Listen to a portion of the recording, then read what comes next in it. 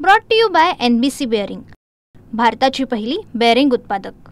संस्थांच्या निवडणुकीच्या पार्श्वभूमीवरती राज्यातल्या प्रत्येक जिल्हा अध्यक्ष आणि प्रमुख सहकाऱ्यांची बैठक राष्ट्रीय अध्यक्ष अजितदादा, कार्याध्यक्ष पृथ्वीबाई, मी पक्षाचे सर्व वरिष्ठ मंडळी भुजबळ साहेब, मुश्रीफ साहेब, दिलीप वळसे पाटील साहेब, धनंजय मुंडे, हसन मुश्रीफ यांच्या उपस्थितीमध्ये या ठिकाणी होणार आहे। जिल्हावार आढावा घेत असताना त्या जिल्ह्यातील राजकीय परिस्थिती, निवडणुकीला सामोरं जात असताना महायुतीशी करायचं असलेलं गठबंधन, प्रत्येक नगरपालिका निहाय, जिल्हा परिषद, पंचायत समिती निहाय आम्ही त्या ठिकाणी आढावा घेणार आहोत आणि तो आढावा घेत असताना त्यांना एक कार्यक्रम देणार आहोत की ज्याची माहिती आम्हाला ताबडतोब त्या ठिकाणी मिळाली पाहिजे।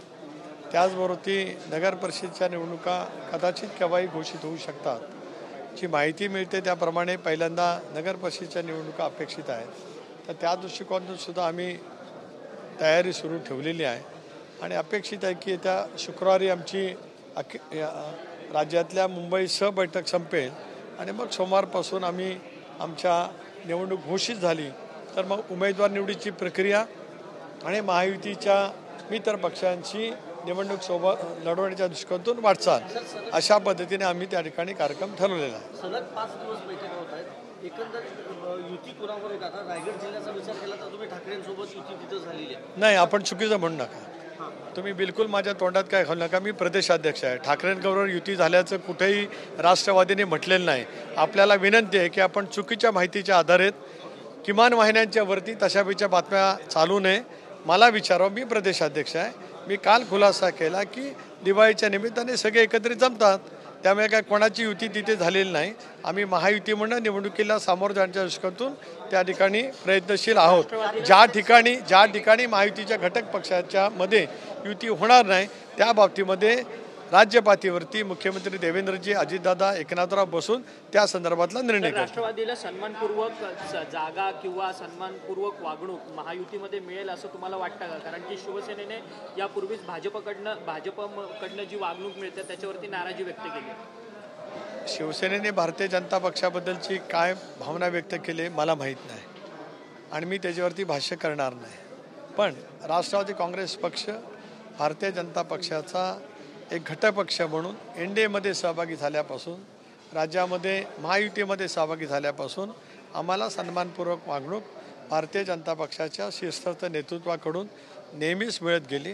राज्याचं नेतृत्वसुद्धा देवेंद्रजी असतील, त्यांच्याकडनं सुद्धा सौहार्दाची वागणूक मिळते।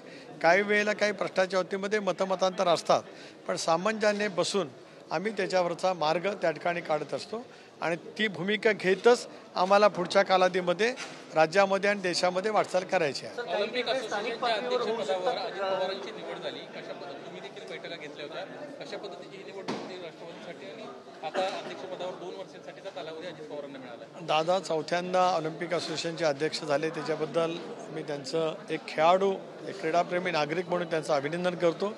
बाकीचा तपशील मला आज या ठिकाणी नमूद करावंसं वाटत नाही। शेवटी क्रीडा क्षेत्रामध्ये कुठलंही राजकारण असू नये, निकोपपणाने त्या क्रीडा संघटना वाढल्या गेल्या पाहिजेत, या भूमिकेमध्ये आम्ही सगळेजण त्या ठिकाणी आहोत। निर्णय स्थानिक पातळीवर होऊ शकतात आघाडीचे, युतीचे? आजच्या बैठकीच्या माध्यमातून स्थानिक पातळीवरचं मत काय हे आम्ही जाणून घेणार आहोत। अंतिमतः निर्णय राज्य पातळीवरती पक्षाच्या कोर ग्रुपमध्ये सुद्धा होईल। समन्वय समिती जी 3 पक्षाची आहे, ज्याच्यामध्ये बावनकुळे साहेब आहेत, चव्हाण साहेब आहेत, हसन मुश्रीफ आहेत, उदय सामंत आहे, शंभू राजा आहे, मी आहे, त्याच्यामध्ये आम्ही काही चर्चा करू आणि काही ठिकाणचा तिढा सुटलाच नाही तर मग 3 नेते त्या संदर्भातला अंतिम निर्णय घेतील। जर भविष्यामध्ये स्थानिक परिस्थितीमधून जर महाविकास आघाडीतील एखाद्या घटक पक्षासोबत योग्य तर परिस्थिती त्या ठिकाणी जुळून असेल तर एक पाऊल राष्ट्रवादी काँग्रेस पक्ष पुढे टाकेल। कशाबद्दल? जर महाविकास आघाडीबरोबर जुळून नाही, आज तसा कुठलाही अजेंडा आमच्यापैकी कोणाच्या समोर नाही। प्रत्येक जिल्ह्यामधली वेगवेगळी राजकीय स्थिती त्या त्यावेळेला नेमकी कशी उद्भवते त्याचा साकल्याने विचार आम्ही त्या ठिकाणी करणार आहोत आणि आम्ही 3 पक्षाचे वरिष्ठ नेते राज्य पातळीवरून या सगळ्या घडामोडीवरती बारकाईने लक्ष ठेवून महायुती अभेद्य कसं राहील या दृष्टिकोनातून आम्ही प्रयत्न करणार आहोत। धन्यवाद। Brought to you by NBC bearing, भारताची पहिली बेअरिंग उत्पादक।